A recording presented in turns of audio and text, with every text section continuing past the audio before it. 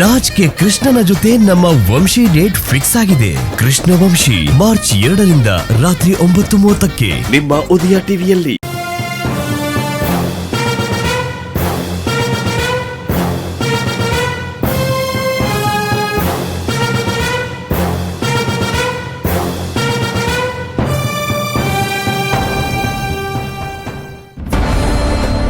Arjun sir, ನಾನೊಂದ್ಸಲ ದೇವಸ್ಥಾನಕ್ಕೆ ಹೋಗಿದ್ದೆ. ಆಗ ಈ ಹೆಂಗ್ಸ್ ನನಗ್ ಸಿಕ್ಕಿದ್ಲು. ಆದ್ರೆ ಅವಳು ಯಾವಾಗ ಸಿಕ್ಕಿದ್ಲೋ ಆವಾಗೆಲ್ಲ ನಾನೊಂಥರ ವಿಚಿತ್ರ ಪರಿಸ್ಥಿತಿನಲ್ಲಿ ಸಿಕ್ಕಾಕೊಂಡಿರ್ತಿದ್ದೆ. ನನಗೇನು ಅರ್ಥ ಆಗ್ತಿಲ್ಲ, ಸ್ವಲ್ಪ ಅರ್ಥ ಆಗುವಾಗ ಹೇಳು ಸೇವಂತಿ. ಅಯ್ಯೋ, ಎಷ್ಟು ದೊಡ್ಡ ಮುಳ್ಳು ಚುಚ್ಕೊಂಡ್ಬಿಟ್ಟಿದೆ. ಇರಿ ನಾನ್ ತೆಗಿತೀನಿ. ತುಂಬಾ ನೋವಾಗ್ತಿದ್ಯಾ? ಅಯ್ಯೋ, ಅಡ್ಡಡ್ಡ ಚುಚ್ಕೊಂಡ್ಬಿಟ್ಟಿದೆ.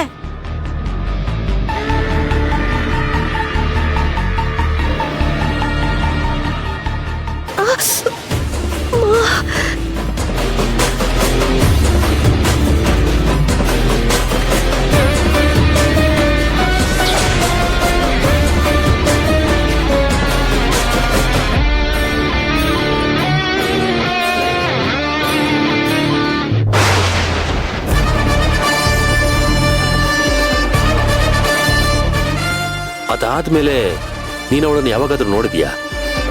ಇಲ್ಲ, ಆದ್ರೆ ಅದಕ್ಕಿಂತ ಮೊದ್ಲೇ ನಾನು ಅವಳ ಎಲ್ಲೋ ನೋಡಿದೀನಿ ಅಂತ ನನಗೆ ಅವತ್ತೇ ಅನ್ಸಿತ್ತು. ಆದ್ರೆ ಎಲ್ಲಿ ಅಂತ ಎಷ್ಟು ನೆನ್ಪು ಮಾಡ್ಕೊಂಡ್ರು ನೆನ್ಪೇ ಆಗ್ಲಿಲ್ಲ. ನೆನಪು ಮಾಡ್ಕೋ ಸೇವಂತಿ. ನಮ್ಮ ಮಗುನ ಹುಡುಕ್ಬೇಕು ಅಂದ್ರೆ ನೀನ್ ಇದನ್ನೆಲ್ಲ ನೆನಪು ಮಾಡ್ಕೊಳ್ಳೇಬೇಕು.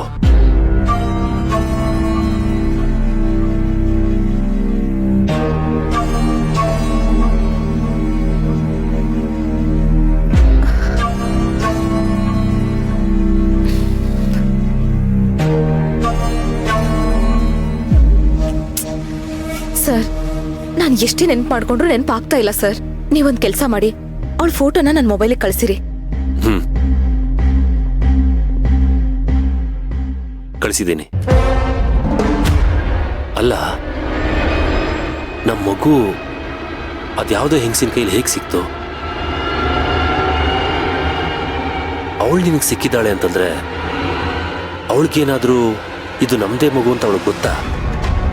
ಒಂದ್ ವೇಳೆ ಗೊತ್ತಿದ್ರೆ ಅದನ್ನ ನಮಗ್ ತಂದ್ಕೊಡೋ ಪ್ರಯತ್ನ ಯಾಕೆ ಮಾಡಿಲ್ಲ ಅವಳು? ಅವಳಿಗೆ ನಮ್ಮ ಪರಿಚಯ ಇತ್ತಾ? ಅವಳಿಗೆ ನಮ್ಮ ಮನೆ ಗೊತ್ತಾ? ಈ ತರ ಸಾವಿರ ಪ್ರಶ್ನೆಗಳು ಬಂದು ಹೋಗ್ತಾ ಇದೆ. ನೋಡಿದ್ರ ಅರ್ಜುನ್ ಸರ್, ನಾವು ಮಾಡ್ತಾ ಇರೋ ವ್ರತ ಎಷ್ಟು ಚೆನ್ನಾಗಿ ಫಲ ಕೊಡ್ತಾ ಇದೆ ಅಂತ. ನೆನ್ನೆ ನಮ್ಗೆ ಭಿಕ್ಷೆ ಸಿಗ್ಲಿಲ್ಲ ಅಂತ ಎಷ್ಟು ಬೇಜಾರ್ ಮಾಡ್ಕೊಂಡ್ವಿ, ಹಸ್ಕೊಂಡ್ ಮಲ್ಕೊಂಡ್ವಿ. ಆದ್ರೆ ಇವತ್ತು ಜೋಳಿಗೆ ತುಂಬಾ ಭಿಕ್ಷೆನೂ ಸಿಕ್ತು, ನಮ್ಮ ಮಗನ್ ಬಗ್ಗೆ ಮಾಹಿತಿನೂ ಸಿಕ್ತು. ಇನ್ನು ಈ ವ್ರತನ ಪೂರ್ತಿಯಾಗಿ ಮುಗಿಸ್ಬಿಟ್ರೆ ಖಂಡಿತವಾಗ್ಲೂ ಅರ್ಜುನ್ ಸರ್, ನಮ್ಮ ಮಗ ನಮ್ಮ ಮನೆಗೆ ಬಂದ್ಬಿಡ್ತಾನೆ.